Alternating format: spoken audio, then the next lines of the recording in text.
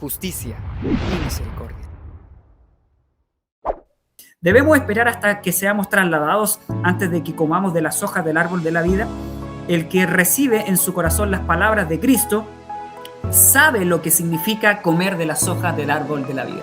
No es el temor al castigo o la esperanza de la recompensa eterna lo que induce a los discípulos de Cristo a seguirle. La cita sigue diciendo: contemplan el amor incomparable del Salvador. No era la voluntad de Dios que Israel peregrinase durante 40 años en el desierto. Lo que él quería era conducirlo a la tierra de Canaán y establecerlo allí como pueblo santo y feliz.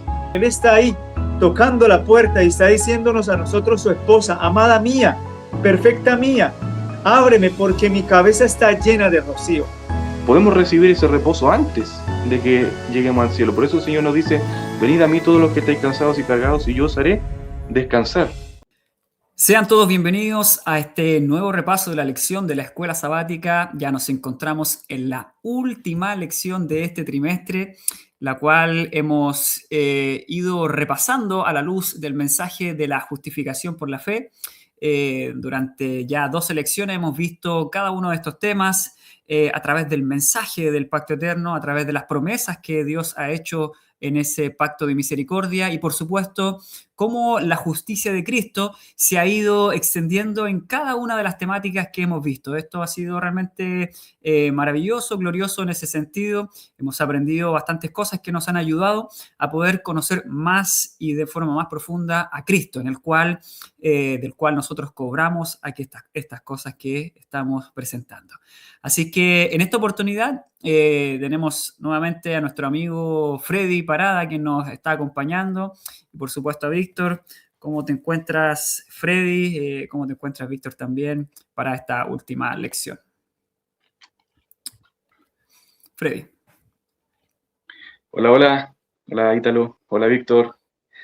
Muy agradecido de Dios por la invitación y bueno, esperando que pueda ser de edificación para nuestras vidas, que la palabra de Dios pueda llegar a nuestros corazones y pueda también ser de beneficio para aquellos que nos están escuchando. Amén, amén, gloria a Dios, Freddy. Víctor. Muy buenas noches, Ítalo, Freddy, que el Señor les bendiga. Bueno, un gozo nuevamente estar aquí en este repaso de la lección, el último ya, que sea de gran bendición, de edificación espiritual. Y bueno, preparándonos también para el próximo trimestre, que también trae una muy buena temática. Rogamos en el Señor que podamos seguir exaltando a Cristo y su justicia. Así que un abrazo para todos y que el Señor les bendiga. Amén, Víctor. ¿Qué te parece si haces tú la primera oración para comenzar? Por supuesto, vamos a inclinar el rostro para orar. Oramos. Amoroso Dios y Padre Celestial, te damos gracias, Santo Dios, por tu bondad, Señor, por tu misericordia para con nosotros. Señor, gracias porque podemos ser instrumentos en tus manos. Rogamos, Señor, en esta hora la dirección de su Santo Espíritu, que usted pueda echar, Señor, el yo por tierra, Padre, que usted pueda exaltar a Cristo, Señor, a través de su palabra, y entonces podamos verle tal y como Él es, Señor. Amén. Levántanos, Señor, levanta nuestras miradas y ayúdanos a contemplarlo cada vez más, Padre Santísimo, para ser transformados a su imagen y semejanza. Dirige este estudio, Señor, y todo aquel que pueda escucharlo, Señor, pueda ser bendecido con la potencia de tu palabra. Santo Padre, te lo pedimos en el nombre de Jesús. Amén. Amén, amén. Señor. Amén. Bueno, Víctor, Freddy, en esta oportunidad vamos a revisar un tema el cual tiene relación con la eternidad, por supuesto, con la segunda venida, la eternidad, pero que evidentemente, a pesar de que entendemos que a partir de la segunda venida, a partir de la vida en el cielo, ya no habrá ninguna relación de Cristo con el pecado ni con la administración de los pecados ahí en el lugar santísimo, porque ya se habrá acabado la gracia hace un tiempo atrás, antes de su venida. Por lo tanto, podríamos pensar de que ya no es necesario hablar de justificación por la fe. Pero en realidad esto no tiene ningún sentido, porque precisamente este tema, juntamente con todos los que ya hemos visto, nos debe llevar todavía a poder estudiar más profundamente este asunto, para no mirar la segunda venida simplemente como una una recompensa o un pago por las cosas que estamos haciendo. Justamente el cambio de mentalidad acerca del antiguo pacto a un nuevo pacto en el cual nosotros recibimos de parte de Dios nos lleva a mirar la segunda venida bajo otra óptica. Vamos a abrir la palabra de Dios allí en Apocalipsis capítulo 21. Este era uno de los textos que aparecía en la lección. Y ahí en Apocalipsis 21 podemos ver una gráfica acerca de cómo es que será esta gloriosa aparición en los textos que se mencionaban. Pero vamos a leer un poquito antes para poder hacernos un contexto todavía más amplio acerca de lo que se está diciendo y, por supuesto, tener una relación con el mensaje de que el Señor nos está dando ahora, no solamente para cuando Él venga en ese momento. Dice aquí en el versículo 1 del capítulo 21 y dice, y vi un cielo nuevo y una tierra nueva, porque el primer cielo y la primera tierra habían pasado, el mar no existía más, y yo, Juan, vi la santa ciudad, la nueva Jerusalén, que descendía del cielo de Dios, dispuesta como una novia ataviada para su marido. Esto lo sabemos también ampliado por el conflicto de los siglos, de que esta novia es la nueva Jerusalén, la ciudad en sí, pero también a los redimidos se les llama la novia, se nos llama a ser preparados con vestidos, ataviados con vestidos, que es la justicia de Cristo, como lo vimos precisamente en la lección número 1, que es esa vestidura blanca, que es la ropa de justicia, y así al mismo tiempo como participando de la boda y siendo aquellos que son revestidos y vestidos de forma blanca como una novia, participamos de la boda del Cordero.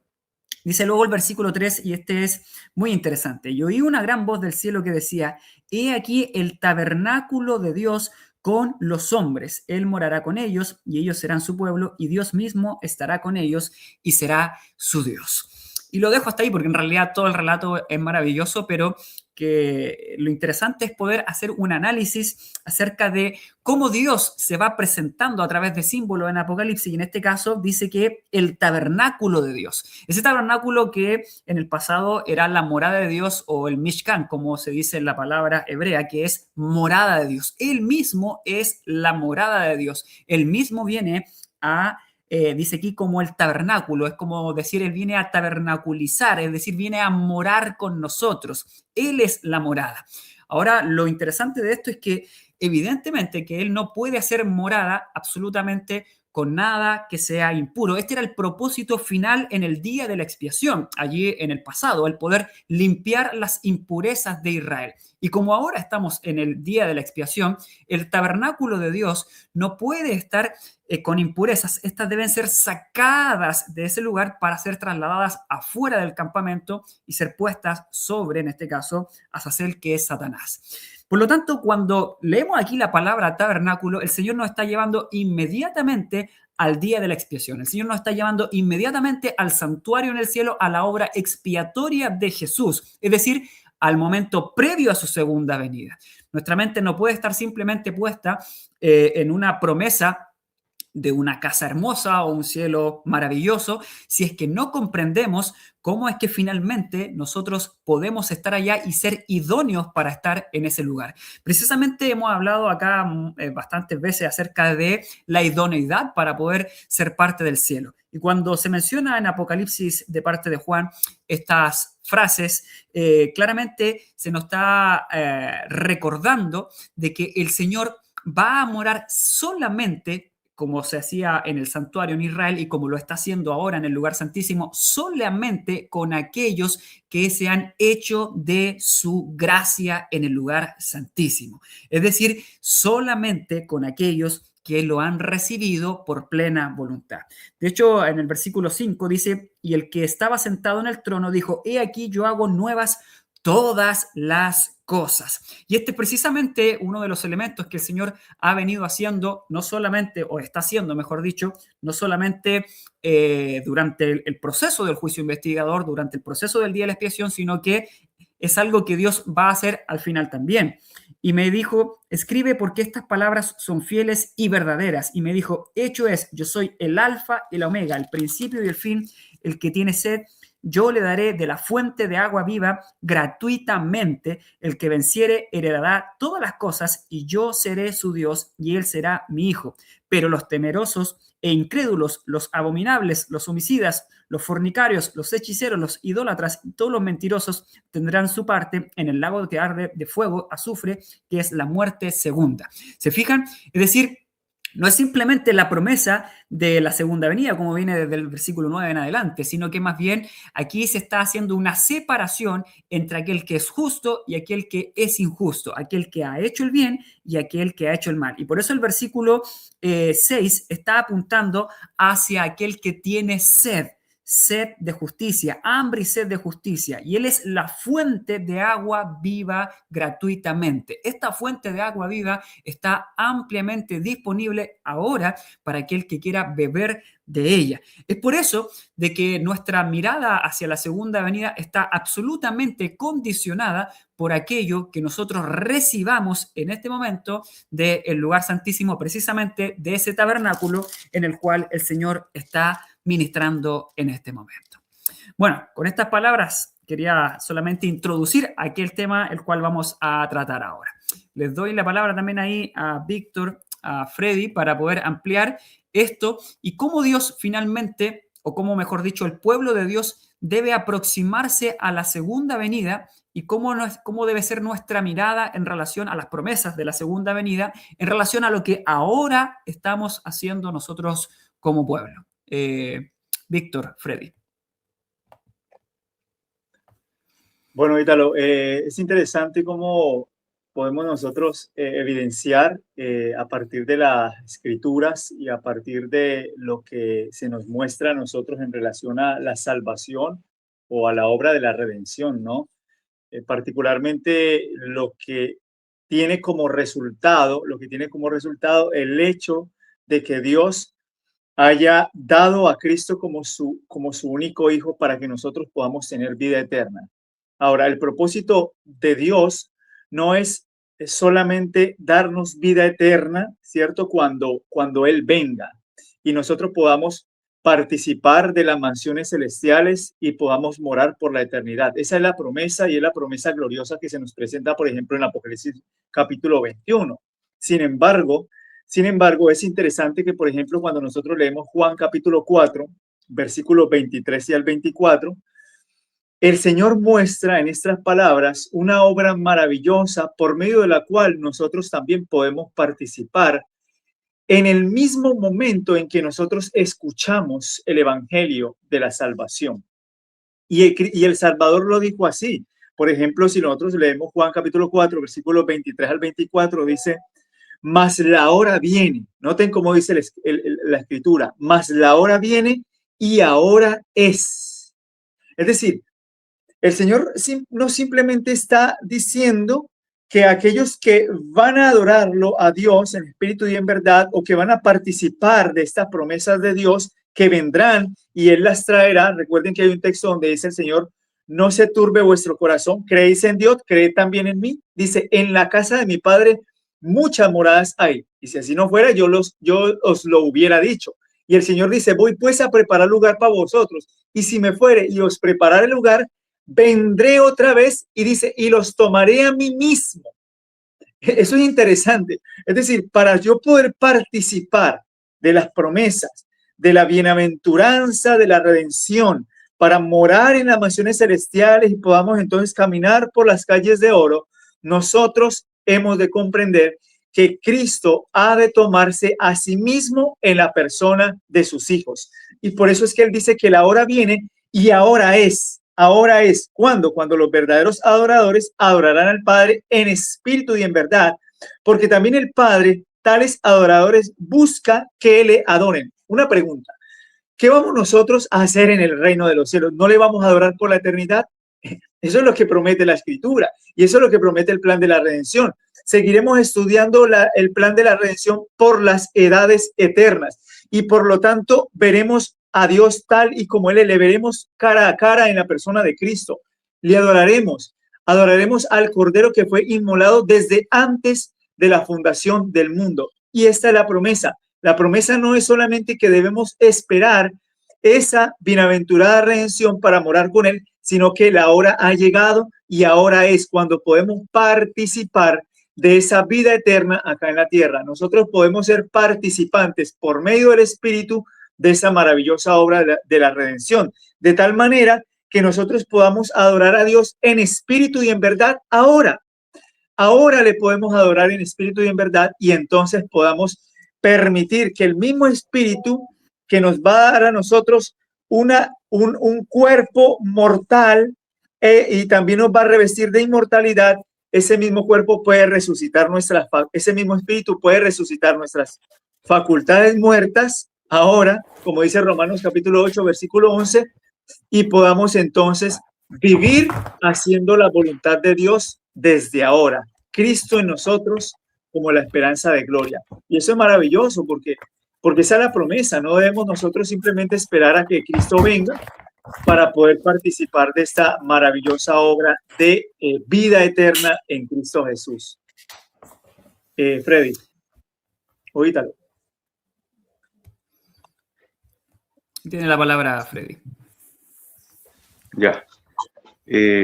Bueno, estaba escuchando a Ítalo en delante cuando estaba leyendo ahí en Apocalipsis capítulo 21 y me llamó la atención el texto que dice allí, lo voy a leer, dice el versículo 6 y dice, y me dijo, hecho está, yo soy el alfa y la omega, el principio y el fin, al que tuviere sed, yo le daré gratuitamente de la fuente del agua de la vida. Esto es bien interesante porque Ítalo decía que, cierto, parte de la obra de Cristo en el santuario, allí donde está ministrando, es justamente es ministrar los dones, ¿cierto? Los beneficios que él obtuvo en su muerte para poder dárnoslo a nosotros, a los cristianos, a sus hijos. Y fíjense que aquí en el versículo me llama la atención porque dice que el que tiene sed, ¿verdad? Yo le daré gratuitamente de la fuente del agua de la vida. Y hay un versículo en Isaías que justamente habla un poco acerca de que Él nos da gratuitamente las cosas, ¿ya? No hay necesidad de que el Señor nos impida de alguna forma darnos lo que Él quiere darnos, sino que Él lo da, pero se necesita, como dice allí, que haya en el ser humano una necesidad. Y en Isaías capítulo 55, lo vamos a leer igual, lo voy a leer. ¿Por qué me llama la atención todo esto? Porque fíjense que me llama la atención el título de la lección. El título de la lección decía hacia la eternidad, ¿ya? No dice en la eternidad, sino hacia la eternidad. Eso implica que hay un viaje, ¿ya? Hay un viaje, hay una peregrinación. Y eso es importante porque no se trata de la ubicación o el destino donde vamos a ir, de la ubicación o el destino donde vamos a ir, sino más bien se trata de este viaje, del viaje del cristiano hacia el lugar, ¿cierto?, que Cristo tiene preparado para nosotros. Entonces, esto es bien importante porque quien no tenga necesidad, no va a poder recibir eso gratuito que el Señor ha preparado para nosotros. Y Isaías 55 dice, a todos los sedientos, venid a las aguas, y los que no tienen dinero, venid y comprad y comed. Venid, comprad sin dinero y sin precio, vino y leche. Y el versículo 2 dice, ¿por qué gastáis el dinero en lo que no es pan, y vuestro trabajo en lo que no sacia? Oídme atentamente y comed el bien, y se deleitará vuestra alma con grosura. Inclinad, y el versículo 3 dice, inclinad vuestro oído, y venid a mí, oíd y vivirá vuestra alma, y haré con vosotros pacto eterno, las misericordias firmes a David. Entonces aquí se muestra claramente, ¿cierto?, que para recibir el beneficio de la obra de Cristo, ¿cierto?, allí en el santuario celestial, debe haber una necesidad en nosotros. Y esa necesidad va a llevarnos, va a conducirnos a que podamos recibir ese don, eso que nos va a saciar. Amén, amén, Freddy. Sin duda que el Señor nos está haciendo entender de que finalmente, como tú bien decías, esa peregrinación, ese caminar en el desierto, finalmente es un estado en el cual Dios desea transformar a su pueblo. Recordemos lo que sucedió con Israel en la antigüedad. Dios les cambió su alimentación, Dios les cambió su estilo de vida, Dios vino a morir en medio de ellos, Dios les presentó su ley, Dios les presentó el sistema de sacrificios completo a través de una forma tan minuciosa y tan amplia para poder conocer el pacto de Dios para con ellos, para establecer sus promesas sobre ellos, para establecer su justicia, para desarrollar la fe en ellos y finalmente esto también ser traspasado a las generaciones posteriores como un símbolo de aquella sustancia la cual es Jesús mismo. Ahí en la iglesia de Éfeso, precisamente en el mismo Apocalipsis en el cual estamos leyendo, se presenta la primera promesa al que venciere, y dice allí, finalmente el que venciere, le daré de comer del árbol de la vida, el cual está en medio del paraíso de Dios. Es decir, miramos cosas que están allá en el cielo, el paraíso de Dios. Y Elena White, comentando esto en Mensaje Selecto en 1902, dice, debemos esperar hasta que seamos trasladados antes de que comamos de las hojas del árbol de la vida. El que recibe en su corazón las palabras de Cristo sabe lo que significa comer de las hojas del árbol de la vida. Tremendo. Finalmente, no necesitamos simplemente estar allá o esperar hasta que eso suceda para una regeneración, sino que más bien la regeneración, la cual está postulada ahí también en el deseo de toda la gente como el agente regenerador, el cual es el Espíritu Santo, nos transforma por medio de la palabra de Cristo. Las palabras de Cristo son las hojas de sanación, las hojas de regeneración, las cuales son su justicia. Por lo tanto, podemos mirar nosotros esta segunda venida o esta venida del Señor a morar con nosotros, como tú bien lo decías, finalmente nosotros no es que vayamos a un lugar, este lugar viene hacia nosotros como todo lo que Jesús hace siempre. Él es el que él es el pastor que busca a los perdidos. Nosotros como ovejas perdidas no lo buscamos a Él nos busca a nosotros. Y en ese sentido también el mismo Apocalipsis, ahí en la iglesia de Filadelfia, menciona a aquellos que vencen en el Señor. Y el versículo dice, y que han guardado la palabra de mi paciencia. ¿Se fijan? La misma palabra que han guardado, que han oído de parte de Cristo, la que tú mencionabas ahí en Isaías 55. Este texto nosotros lo analizamos con Víctor en una de las lecciones de la escuela sabática, donde claramente ahí veíamos el pacto eterno y cómo Dios habla y luego hay una reacción. No es que vamos con un intento humano, sí que no hay una reacción por oír la palabra. Y esta palabra, dice aquí, han guardado esa misma palabra, yo también te guardaré de la hora de prueba que ha de venir sobre el mundo, que es la gran tribulación finalmente, para probar a los que moran en la tierra. Y de ahí donde se separa finalmente este trigo con la cizaña.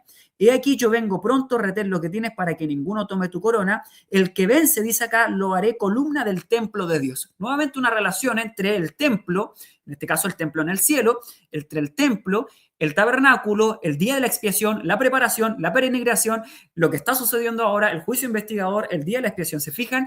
Exactamente lo que Jesús hace en el ministerio de Cristo ahora en el cielo es evidentemente nuestra salvaguarda. Desde allí, donde está la ley de Dios, es donde es pronunciada hacia nosotros. Y estos que son columna del templo de Dios, no es que no van a moverse en el cielo nunca más y van a estar ahí solamente en el templo, sino que más bien debemos entenderlo de cómo cuando Salomón construyó su templo y todo aquel templo fue hecho fuera de la ciudad, fuera del lugar donde estaba la obra y fue engastado, pulida cada piedra hasta que quedó perfecta para ser colocada en el templo. De esta manera, los que sean columna o parte del templo en el cielo de Dios deben ser engastados, pulidos, trabajados, martillados, cincelados, sacada toda la escoria para luego ser parte de algo que es perfecto en el cielo. ¿Se fijan?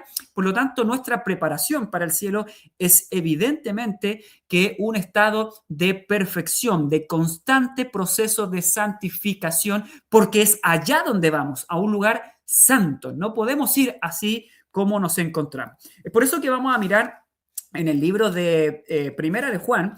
Allí se nos explica claramente esta relación entre la santidad, entre nuestro estado como pecadores, con carne de pecado, con debilidades, con tendencias como las podemos explicar ahora, y cómo es que finalmente, con esa relación que tenemos con el pecado, nosotros podemos recibir la justicia de Cristo y poder participar de la santidad ahora y en el cielo. Vamos a mirar allí en 1 de Juan capítulo 3, donde se encontraba justamente entre medio de esto el texto de memoria. Vamos a ir leyendo, Víctor, Freddy, vamos a ir comentando lo que aquí está escrito.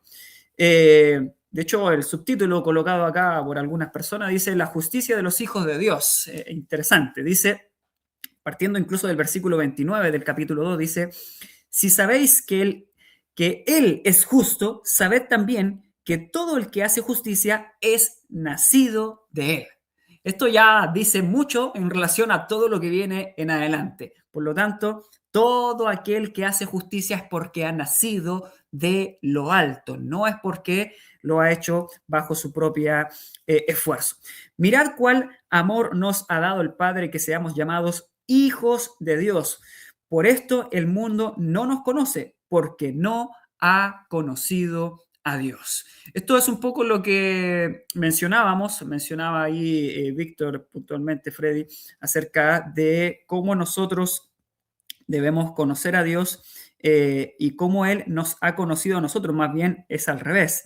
Desde la eternidad, Él ha establecido esta predestinación para con nosotros. Amados, ahora somos hijos de Dios y aún no se ha manifestado lo que hemos de ser, pero sabemos que cuando Él apareciere, seremos semejantes a Él porque lo veremos como Él es. Y aquí abro obviamente la palabra para poder analizar esto porque esto tiene un contexto.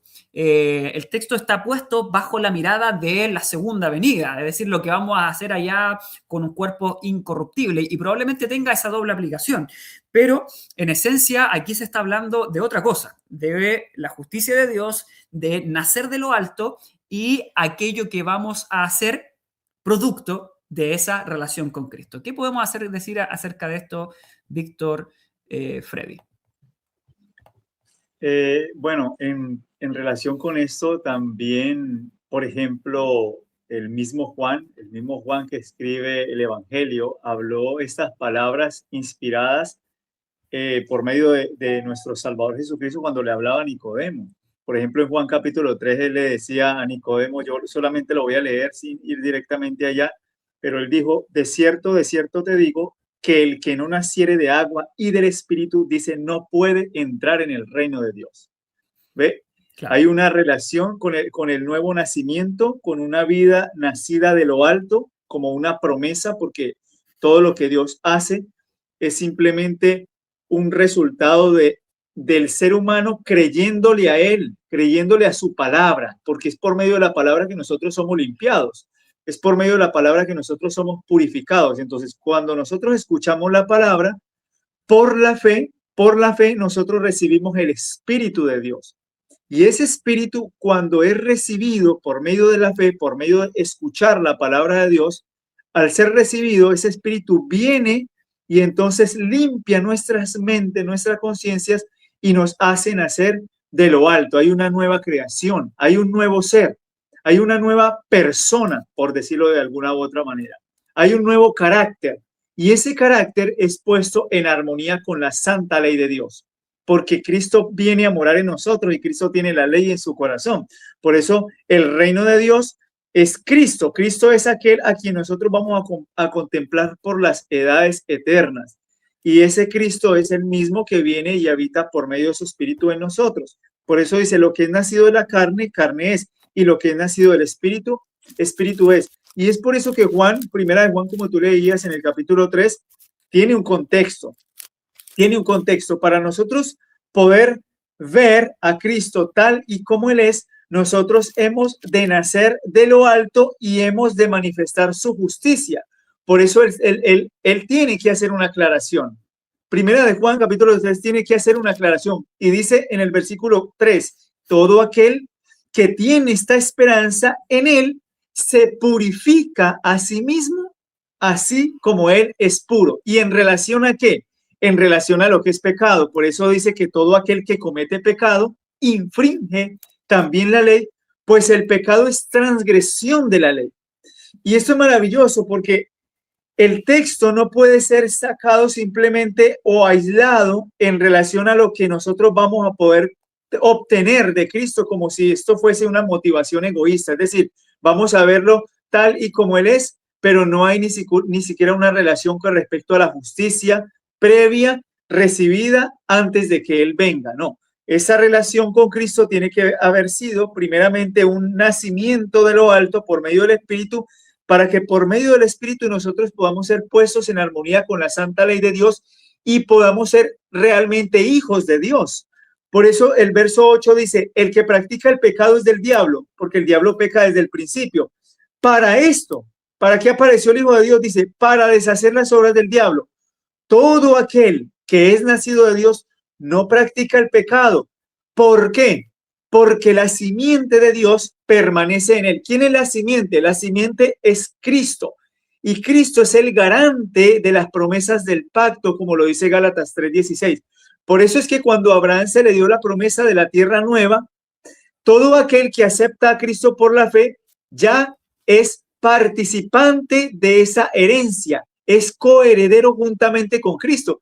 Por eso el verdadero creyente no puede seguir a Cristo por el deseo a la recompensa o por el miedo al castigo. No, esa no puede ser la motivación. La motivación de un verdadero discípulo del Señor le es revelada en el sentido de que ha comprendido de manera tan profunda el carácter de Dios que ha entendido que es un nuevo nacimiento. Y el nuevo nacimiento es simplemente participar de los bienes venideros por medio de Cristo para que nosotros podamos entonces morar finalmente en las mansiones eternas. Por ejemplo, yo quiero compartir una cita, Ítalo, que está en el deseado de todas las gentes, bien interesante, donde a nosotros se nos aclara este aspecto que precisamente estamos aclarando con relación a esto.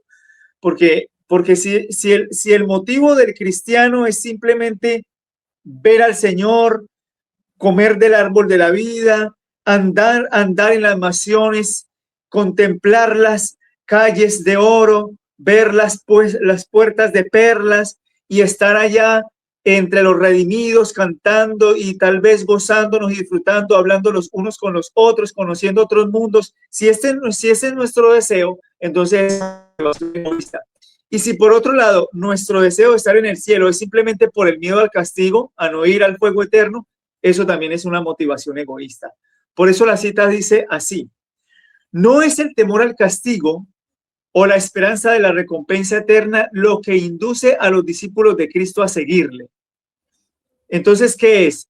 La cita sigue diciendo, contemplan el amor incomparable del Salvador, revelado en su peregrinación en la tierra, desde el pesebre de Belén hasta la cruz del Calvario. Y la visión del Salvador atrae, enternece y subyuga el alma. Miren qué maravilloso. Cuando nosotros contemplamos a Cristo, solamente la contemplación de Cristo por medio de la palabra, porque es por medio de la palabra que somos transformados, al contemplarlo a través de la palabra y en su vida de abnegación, entonces eso nos atrae, nos enternece y subyuga el alma. Y dice la cita, el amor se despierta en el corazón de los que lo contemplan, oyen su voz y le siguen. Como el pastor va delante de sus ovejas y es el primero que hace frente a los peligros del camino, por ejemplo, lo que decía Alfredi, el pastor, él viene y nos busca, él viene y nos muestra sus promesas, él nos habla, él quiere darnos a nosotros a participar de las misericordias extendidas a David, del pacto eterno. Y cuando nosotros escuchamos la voz de Cristo, entonces ese es el camino consagrado al cielo. Sigue diciendo la cita. Como el pastor va delante de sus ovejas y eres el primero que hace frente a los peligros del camino, así hace Jesús con su pueblo. Y como ha sacado fuera todas las propias, va delante de ellas. El camino al cielo, noten, el camino al cielo está consagrado por las huellas del Salvador. La senda puede ser espinada y escabrosa, pero Jesús ha recorrido ese camino. Sus pies han pisado las crueles espinas para hacer más fácil el camino. Él mismo ha soportado todas las cargas que nosotros estamos llamados a soportar.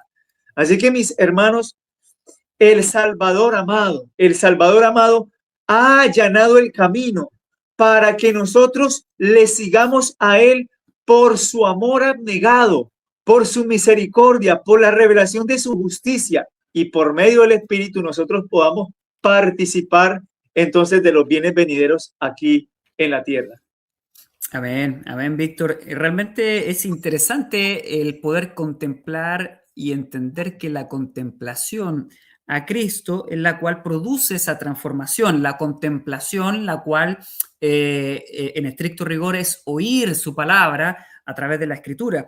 Por eso es que lo que estamos queriendo decir es que en este texto número 2 de Primera de Juan 3, cuando se nos dice: ahora somos hijos de Dios y aún no se ha manifestado lo que hemos de ser, pero sabemos que cuando Él apareciere, seremos semejantes a Él. ¿Está hablando esto de la segunda venida?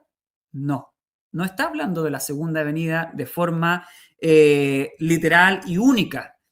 Tal vez en un contexto de doble aplicación podemos hacerlo, pero en el fondo aquí está hablando de la manifestación de Cristo cuando Él fuere levantado, no solo en la cruz, porque esto ocurrió antes de Pablo, evidentemente, Él está hablando en el futuro. ¿Y cuál es ese acontecimiento en el futuro en el cual ahora nosotros tenemos libre acceso al cielo? El día de la expiación. Es evidente que a partir de que Jesús entra al lugar santísimo, nosotros entramos en la fase final o ese último peregrinaje para poder entrar en la Canaán celestial, y el cual es el último, por decirlo de alguna manera, entre comillas, porque lo hemos aclarado aquí que no es un proceso, pero es el último proceso, la última etapa en la cual nosotros estamos dispuestos para ser transformados completamente. Es el último escenario en donde se debe manifestar Cristo de manera más destacada ante el mundo entero.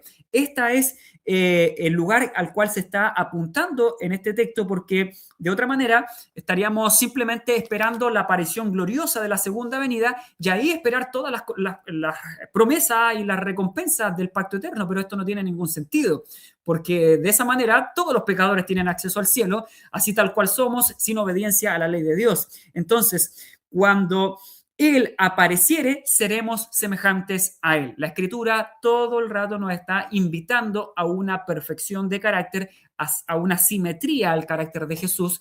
De hecho, el mismo evento de los últimos días nos dice que el sello de Dios es el carácter de Cristo. Por lo tanto, cuando nosotros obtenemos de Cristo esto, es cuando Él aparece. Esto lo dice Segunda de Corintios, capítulo 3, versículo 18. Contemplándolo cara a cara, descubierta como por un espejo, somos transformados a la misma imagen, es decir, seremos lo que ahora no se ha manifestado en el tiempo de Pablo, pero sabemos que eso suceda cuando Él aparece. Y cuando Él está cara a cara como por un espejo es ahora, en este momento, Él está ahora siendo visible a través de las Escrituras. Ahora está haciendo esto. No podemos trasladar este texto a la segunda venida, no nos conviene, absolutamente no. Tenemos que mirarlo como un suceso ahora, en este momento. Y esto es una promesa mucho más, creo yo, interesante que simplemente esperar la segunda venida, que va a ser la recompensa para el justo, para el injusto. Ahí ya no habrá opción. En este caso, ahora sí hay opción de optar por alguna de las dos. Y en ese mismo sentido, antes de dar la palabra a Freddy, porque dice aquí, porque le veremos como Él es. Ahora es como Cristo se está manifestando. Por eso la Escritura dice que Él nos ha dado a su Hijo. No simplemente para que sepamos algunas cosas de Él, tengamos una relación distante con Él, sino que para que lo tengamos literalmente en nuestro interior. Y eso es realmente poder verlo cara a cara. Y cualquiera que tiene esta esperanza en Él, nuevamente, se purifica a sí mismo, así como Él es puro. Esta no es una enseñanza que nos lleva a añadir obras a lo que Jesús está haciendo a través de su presentación delante nuestro, transformándonos a su misma imagen, sino que más bien, dice Elena de White, significa este texto que el ser humano puede quitar una mancha de pecado de su alma al purificarse. No. Entonces, ¿qué significa purificarse a sí mismo? Significa contemplar la gran norma moral de justicia, la santa ley de Dios, y ver que eres un pecador a la luz de esta santa ley. La ley de Dios no es nada más ni nada menos que una personificación de Cristo, de su carácter, de la obediencia a cada uno de los preceptos divinos, los cuales es el decálogo. Por lo tanto, al contemplar a Cristo, nosotros contemplamos esa ley. Al contemplar la ley, contemplamos a Cristo. Y de esta manera nos hallamos pecadores, como dice el texto. Todo aquel que comete pecado es un transgresor de la ley. Y luego dice el versículo 5, confirmando lo que estamos diciendo, y sabéis que para que Él apareció para quitar nuestros pecados. Apareció nuevamente, apareció para quitar los pecados, se manifiesta para quitar los pecados. Él viene y se muestra, lo vemos ahora. La aparición, en este caso gloriosa, es esa. Él aparece para quitar los pecados y no hay pecado en Él. No hay pecado en él, todo aquel que permanece en él no peca, todo aquel que peca no le ha visto, fíjense la relación entre ver, no ver, la aparición de Cristo, el que lo ve no peca, el que no lo ve peca, es decir, aquí se nos está invitando a contemplar a Cristo porque hay una ley, dice el desetado la gente, y esa ley es que el de lo que nosotros observamos y miramos somos transformados a la luz en relación a eso. El que no la ha visto ni le ha conocido. Hijitos, nadie os engañe, el que hace justicia es justo como también él es justo.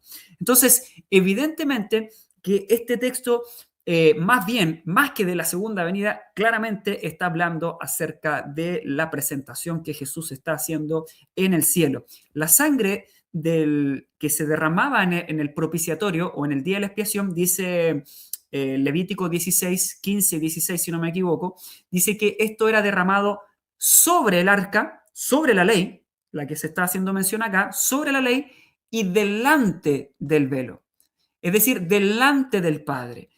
La justicia de Cristo se presenta delante del Padre y sobre la ley.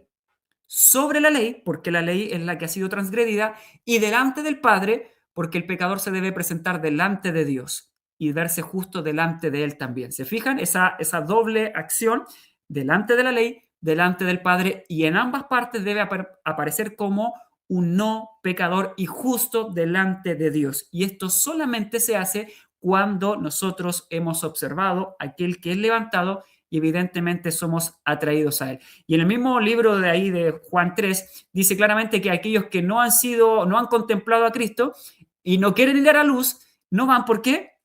Porque sus obras son malas y por eso no quieren ir a Cristo y mirarlo para ser transformado. Freddy, ¿qué podemos seguir añadiendo acerca de este maravilloso punto? Muy interesante lo que mencionabas, Ítalo. En realidad es maravillosa la obra que hace el Señor en el ser humano, o lo que Él quiere hacer en el corazón del ser humano. Es una transformación completa. Mira, estaba analizando igual un poco el texto que leímos al principio, y me llama la atención el versículo 24 del capítulo 2, que dice lo siguiente, dice: lo que habéis oído desde el principio permanezca en vosotros. Si lo que habéis oído desde el principio permanece en vosotros, también vosotros permaneceréis en el Hijo y en el Padre. Qué interesante, porque estaba observando acá y aparece mucho la palabra permanecer, permaneceréis, ¿cierto? Más abajo dicen permaneced en él, ya en todo en el capítulo 2, casi en la parte donde está el título del anticristo, empieza a aparecer mucho esa palabra. Y en el capítulo 1, allí en el versículo 1 del libro de Juan, de Primera de Juan, dice: lo que era desde el principio, lo que hemos oído, lo que hemos visto con nuestros ojos, lo que hemos contemplado, y palparon nuestras manos tocante al verbo de vida.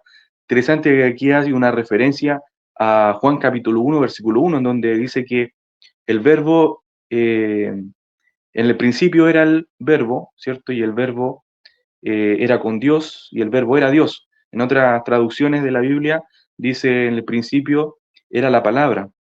La palabra era, si no me equivoco, textualmente dice: la palabra era Dios y la palabra estaba con Dios.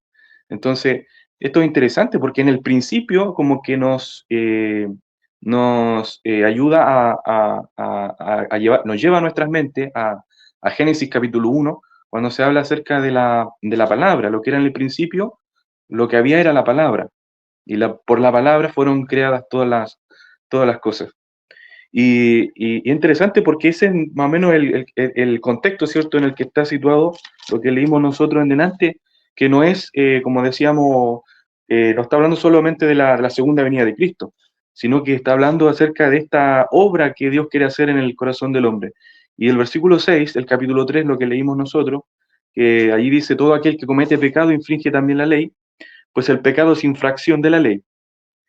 Y dice más abajito, y sabéis que Él apareció para quitar nuestros pecados, y no hay pecado en Él. Y el versículo 6 dice, todo aquel que permanece en Él, aquí aparece de nuevo la palabra permanece, permanecer.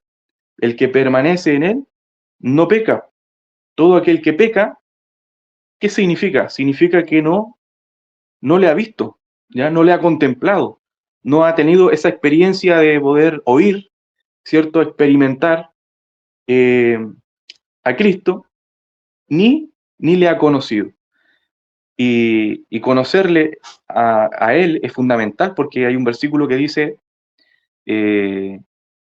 que la vida eterna está, ¿cierto?, en conocer al Hijo, en conocer al Padre, conocer al Hijo, y eso nos va a dar finalmente lo que Dios quiere que experimentemos. Hay una cita que quería leer antes de terminar el comentario, que se encuentra allí en el Conflicto de los Siglos. No sé si la puedes proyectar. Conflicto de los Siglos, página 451. 451. Ahí está. Dice, no era la voluntad de Dios que Israel peregrinase durante 40 años en el desierto. Lo que él quería era conducirlo a la tierra de Canaán y establecerlo allí como pueblo santo y feliz.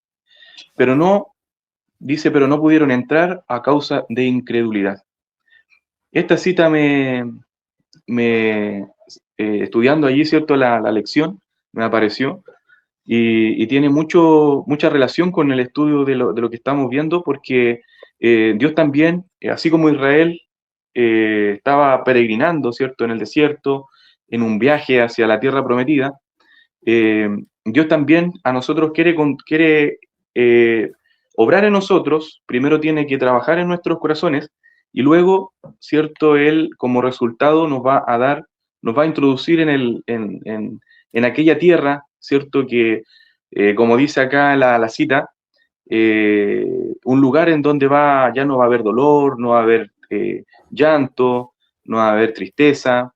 Entonces, pero es interesante que se agrega en la cita, pero no pudieron entrar. Entonces eso da como tristeza, porque en realidad, ¿qué fue lo que pasó? ¿Por qué no pudieron entrar? ¿Cuál fue la causa? ¿Será que nos puede pasar a nosotros lo mismo? Porque estamos nosotros camino hacia la Canaán celestial. Pero necesitamos primero saber cómo nosotros podemos, de alguna forma, entrar en esa Canaán celestial, en donde no va a haber contaminación, en donde no va a haber pecado, en donde no va a haber más delincuencia, violencia, todas esas cosas. Entonces el versículo allí en Hebreos capítulo 3, versículo 16-19, dice que no pudieron entrar a causa de la incredulidad.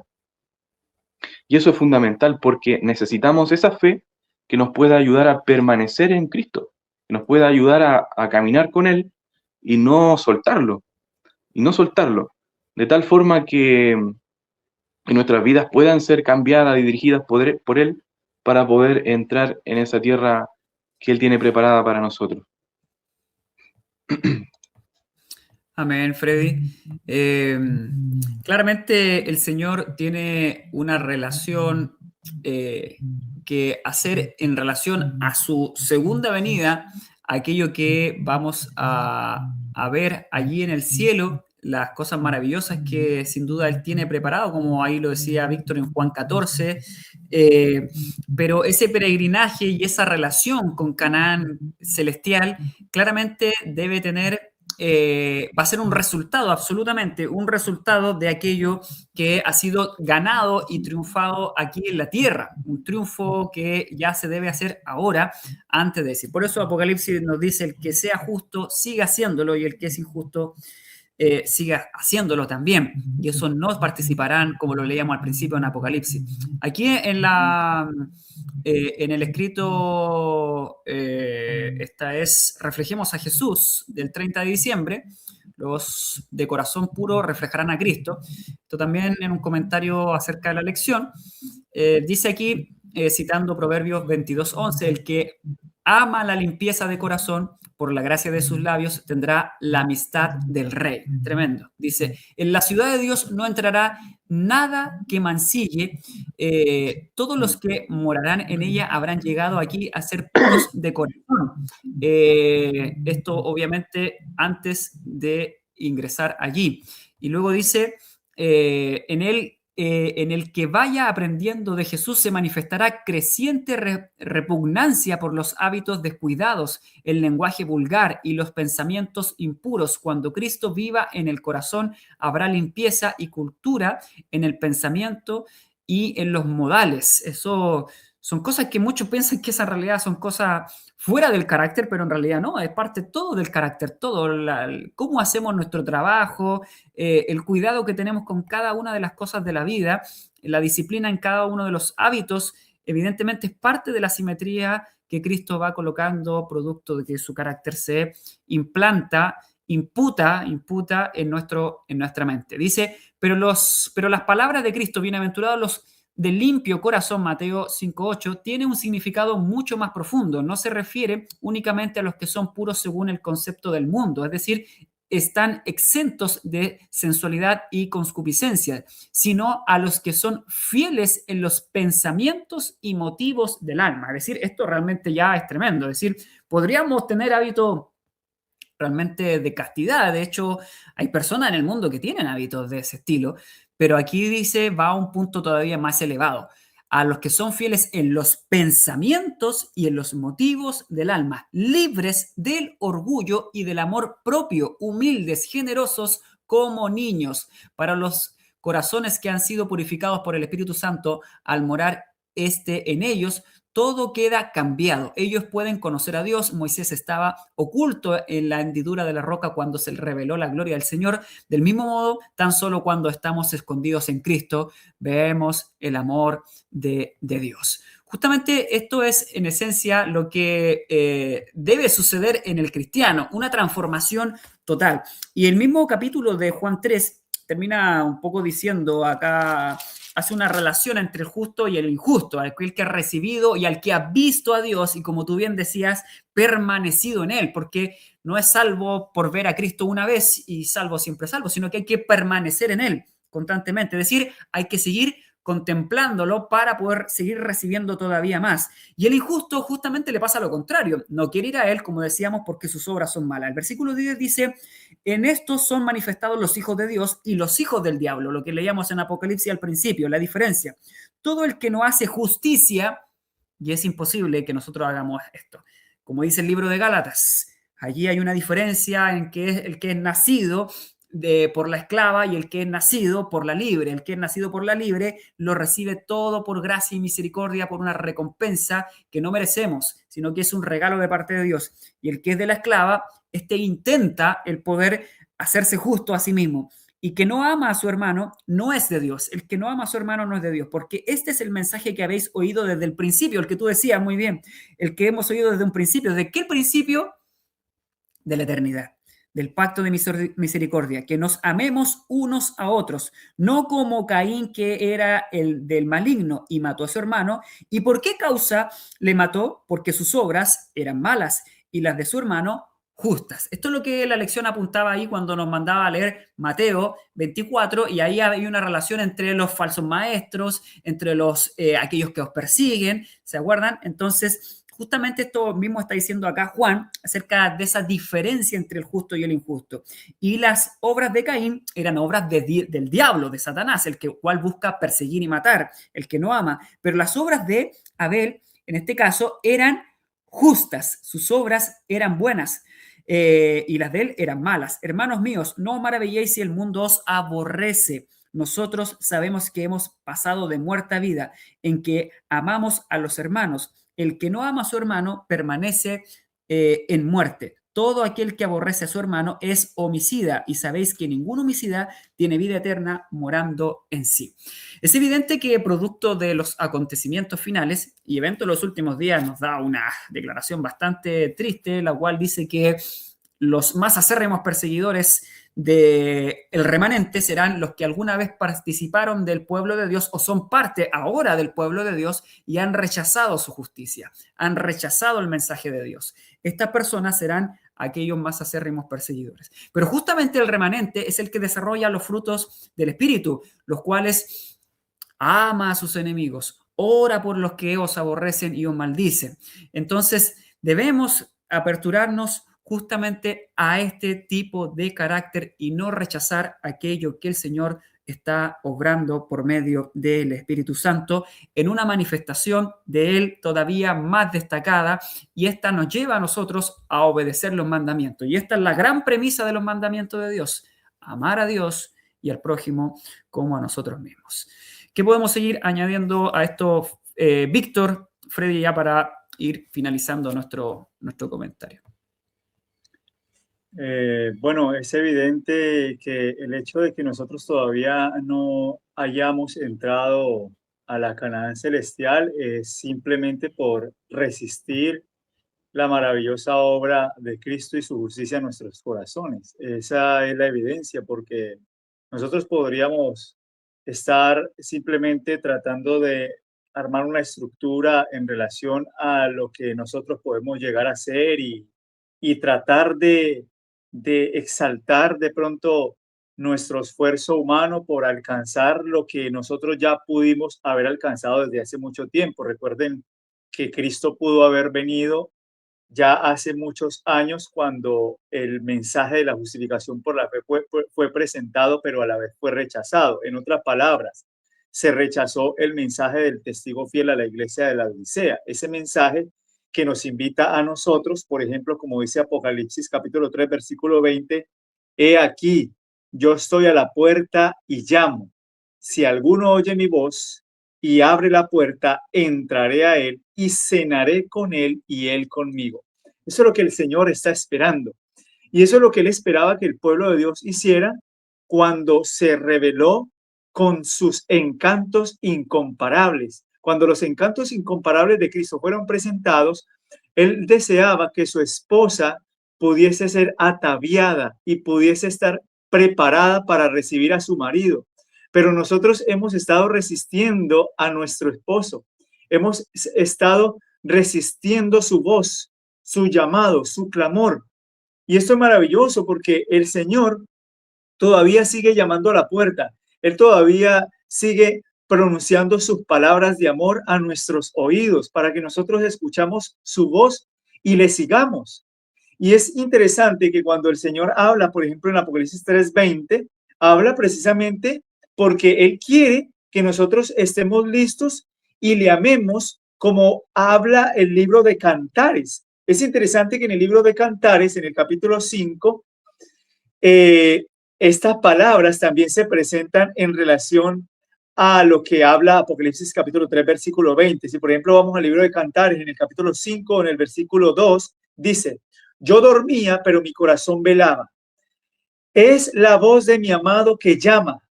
Ábreme. Ah, hermana mía, amiga mía, paloma mía, perfecta mía, porque mi cabeza está llena de rocío, mis cabellos de las gotas de la noche. Así está Cristo. Así está Cristo afuera de nuestro corazón. Está tocando nuestra puerta y está diciéndonos que le abramos para que Él pueda entrar, porque está afuera lloviendo, se está mojando y Él está esperando que su esposa abra su corazón para que por fin Él pueda hacer morada con nosotros y podamos participar de las maravillosas obras de la redención. Él está ahí tocando la puerta y está diciéndonos a nosotros, su esposa, amada mía, perfecta mía, ábreme porque mi cabeza está llena de rocío. Es decir, lo tenemos afuera a él, no le queremos dejar entrar. Y es un rechazo a la justicia de Cristo, es un rechazo al mensaje que nos prepara para el tiempo de angustia y la traslación. Quiero con ustedes leer una cita para terminar del conflicto de los siglos, que nos dice algo bien interesante y que nos debe llamar a nosotros la atención, porque el Señor no ha venido simplemente porque no se han cumplido los eventos escatológicos y las profecías. No, es simplemente porque somos la iglesia de la Odisea y no queremos abrir el corazón a nuestro Salvador. Estamos rechazando su amor abnegado, estamos rechazando su carácter y ese carácter quiere ser puesto en nuestras vidas. ¿Para qué? Para que finalmente nosotros podamos entonces ser llevados al reino de los cielos. Dice la cita del conflicto de los siglos. Estamos viviendo ahora en el gran día de la expiación, cuando en el servicio simbólico el sumo sacerdote hacía la propiciación por Israel. Todos debían afligir sus almas, arrepintiéndose de sus pecados y humillándose ante el Señor. Si no querían verse separados del pueblo, de la misma manera, todos los que deseen que sus nombres sean conservados en el libro de la vida deben ahora, en los pocos días que les quedan de este tiempo de gracia, afligir sus almas ante Dios con verdadero arrepentimiento y dolor por sus pecados. Hay que escudriñar honda y sinceramente el corazón. Hay que deponer el espíritu liviano y frívolo al que se entregan tantos cristianos de profesión. Empeñada lucha espera a todos aquellos que quieran subyugar las malas inclinaciones que tratan de dominarlos. La obra de preparación es obra individual. No somos salvados en grupos. La pureza y la devoción de uno no suplirá la falta de estas cualidades en otro.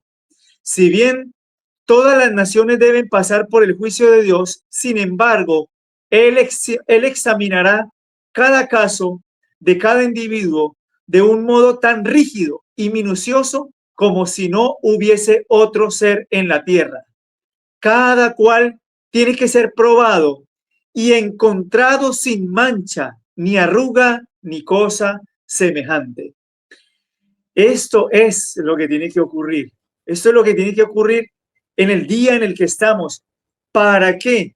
Para que por fin entonces el pueblo pueda exclamar, como dice Apocalipsis capítulo 19. Si ustedes leen, por ejemplo, Apocalipsis capítulo 19, para ir terminando, quiero ir rápidamente a Apocalipsis capítulo 19 y leer unas palabras que habla este versículo. Apocalipsis capítulo 19 dice así: y oí como la voz de una gran multitud. Apocalipsis 19, versículo 6. Y oí como la voz de una gran multitud, como el estruendo de muchas aguas y como la voz de grandes truenos que decía: aleluya, porque el Señor nuestro Dios Todopoderoso reina. Esas deben ser las palabras finalmente de los redimidos, porque Dios morará con nosotros y nosotros moraremos con ellos. Pero para estar allá debe primero tener un pueblo sin mancha, ni arruga, ni cosa semejante. ¿Y cómo se logra eso? Por medio del mensaje a la Odisea. Cristo tocando a la puerta. ¿Le resistiremos? ¿Lo seguiremos dejando afuera? ¿Dejaremos que Él siga mojándose con el rocío de la lluvia? Que el Señor nos sostenga y podamos aparejar el camino del Señor. Amén, Víctor. Freddy. Sí, yo quería mencionar algo bien corto, pero es un versículo que está ahí en Hebreo, capítulo 4.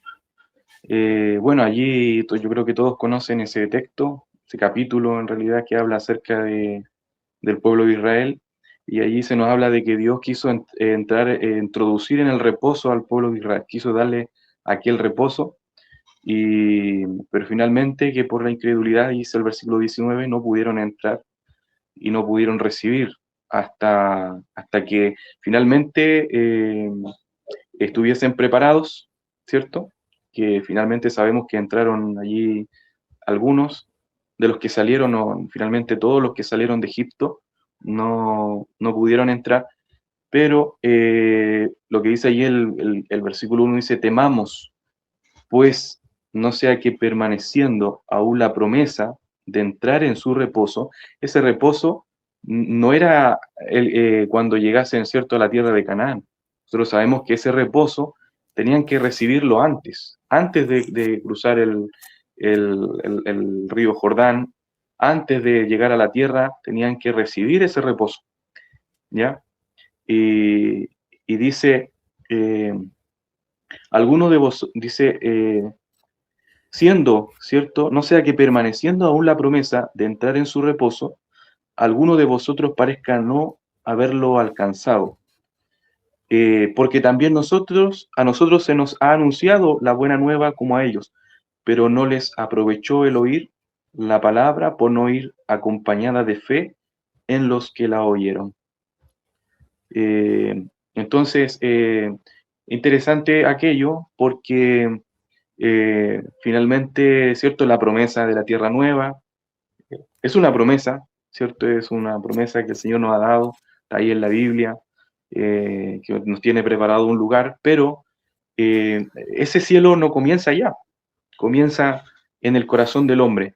Cuando empezamos a experimentar la justicia de Cristo en nuestras vidas, ¿cierto? A experimentar la experiencia que Dios quiere que tengamos antes de llegar allá, que se produce, como decíamos, ¿cierto? Más atrás, los comentarios, contemplando, ¿verdad? A Cristo somos transformados de gloria en gloria, a su misma imagen. Finalmente es el reposo que Dios nos quiere dar. Quiere que no sigamos luchando con Él, que no sigamos luchando, ¿cierto? De poder cambiar nuestra vida haciéndonos buenas personas, si en realidad lo que necesitamos es que Cristo nos cambie. Nosotros no podemos hacerlo, pero cuando cesamos esa lucha, cuando desistamos y en realidad, ¿cierto?, dejemos que Él haga ese trabajo en nosotros, vamos a poder entrar en ese reposo. Venid a mí, dice el Señor, todos los que estáis cargados y cansados. Podemos recibir ese reposo antes de que lleguemos al cielo. Por eso el Señor nos dice, venid a mí todos los que estáis cansados y cargados y yo os haré descansar. ¿Ya? Mi yugo, ¿cierto? Dice allí, porque mi yugo es fácil y ligera mi carga. Muchas veces se nos mete la idea de que la vida que Jesús nos pide es una vida muy difícil de lograr.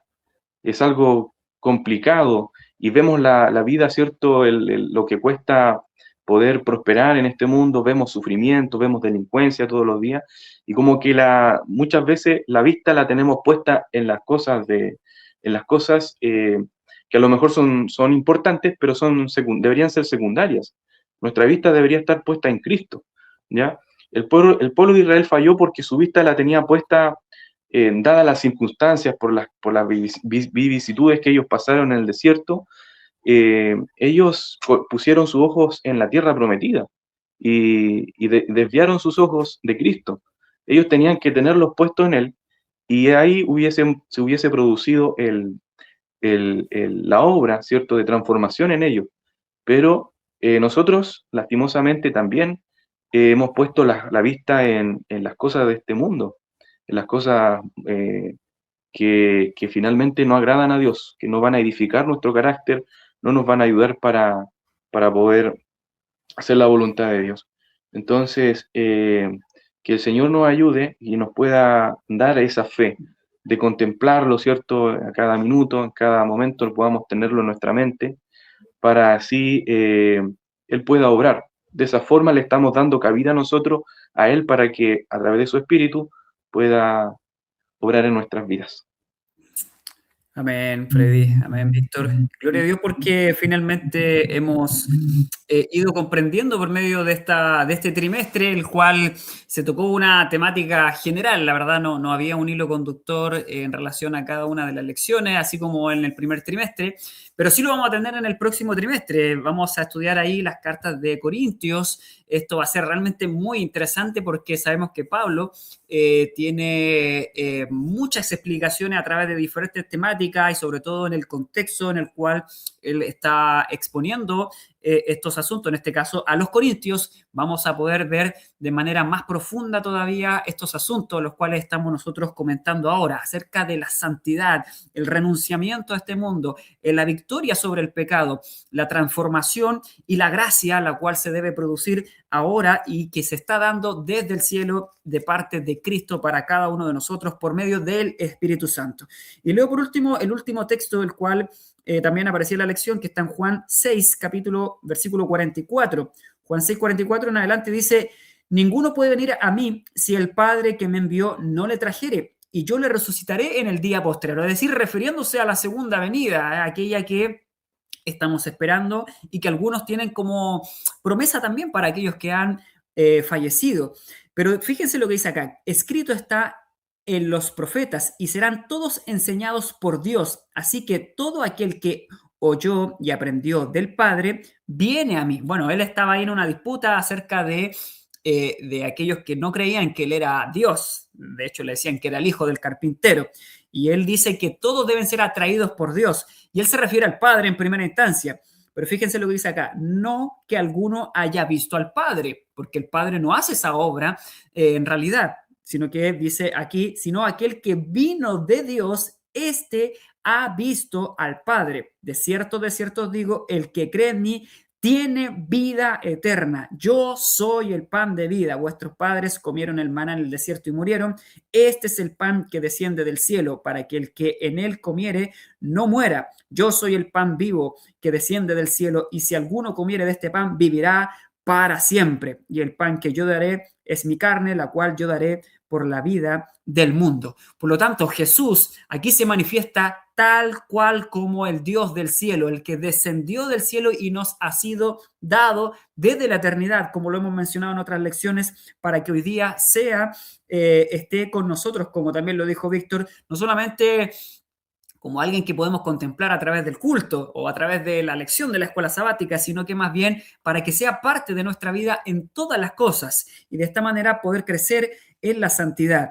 Este pan del cielo, el cual es la atracción hacia el mismo Cristo. Se fijan, el texto de alguna manera nos está diciendo que Jesús mismo, ese es el que lo atrae a sí mismo. Por eso finalmente en lo que Jesús le dijo a Nicodemo y que lo mencionaba Víctor ahí, Jesús viene a buscarse a sí mismo finalmente en esta doble manifestación de él. El pueblo de Dios tiene que ser una manifestación destacada de Jesús. Eso es finalmente lo que Elena White se refiere en relación al mensaje de 1888, en relación al mensaje el mensaje de los tres ángeles, el cual es la justificación por la fe. Una manifestación más destacada de Cristo es en su pueblo. Su pueblo es esa manifestación destacada de Jesús con su carácter imputado sobre él. Por lo tanto, tanto usted y yo que deseamos entrar en el cielo, no podemos hacerlo en esta época, en este tiempo de la historia, sin manifestar el carácter de Jesús. Rechazando esto, pasamos al otro bando. Es así de simple. Por lo tanto, necesitamos hoy día más que nunca de la justicia del Señor. Y bueno, antes de orar, quiero invitarlos a que puedan ustedes seguir comentando, compartiendo estos videos junto con Víctor, junto con Freddy y tal vez alguna otra noticia o sorpresas que vayan ocurriendo durante el próximo trimestre.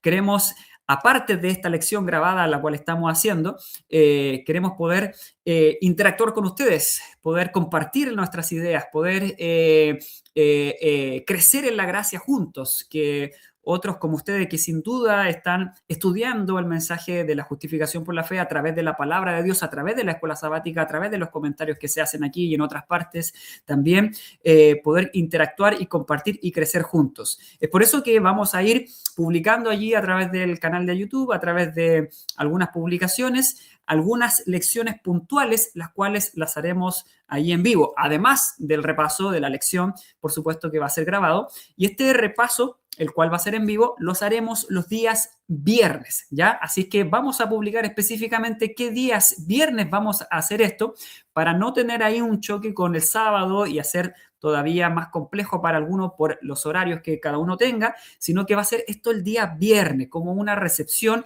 y preparándonos también para el día sábado. Estamos seguros que esto va a ser de mucha bendición tanto para nosotros como para ustedes, para poder crecer todavía más en aquella presentación que Cristo hace frente a nuestros ojos y todos juntos podamos, sin duda, que gozarnos en este evangelio. Así que vamos a orar para que el Señor nos guíe ya en este repaso que vamos a hacer compartiendo con los hermanos en la iglesia y, por supuesto, en este próximo trimestre que ya va a comenzar. Oremos. Señor del cielo, gracias Padre, porque usted nos ha permitido compartir este mensaje, nos ha llamado, Señor, desde antes de nuestro nacimiento, desde antes de que fuéramos formados en el vientre de nuestra madre, usted nos ha predispuesto para estar aquí, Señor. No que alguno no haya sido elegido, sino que realmente usted nos da la libertad para poder recibirle, para abrir la puerta, para aceptarle y aceptar todo aquello que viene juntamente, que es la reprensión en primer lugar, porque la ley, la cual se presenta delante de nosotros, nos acusa, pero al mismo tiempo es nuestro ayo para ir a usted, para poder encontrar en usted nuestra única salvaguarda frente a nuestros pecados, por los cuales ya murió y que ahora simplemente nos entrega el perdón, lo cual es transformación. Le rogamos, Dios, de que usted pueda hacer esto con nosotros para que cuando usted aparezca realmente en la segunda venida, pueda encontrar a un pueblo el cual absolutamente haya manifestado de manera gloriosa su carácter aquí en la tierra. Gracias, Dios, porque nos atrae hacia usted a través de su palabra. Bendiga a cada uno de los que están estudiando junto con nosotros para que todos aquellos puedan apreciar la Biblia como su único salvavidas, como lo único que pueden tomar para poder salvarse y poder despreciar cada una de las cosas que este mundo nos ha dado y que no sea un obstáculo para entrar en la Canaán celestial. Se lo rogamos todo en el nombre de Jesús. Amén, Señor. Bueno, nos despedimos y que Dios le bendiga a cada uno de ustedes y nos vemos en la próxima lección. Justicia y misericordia.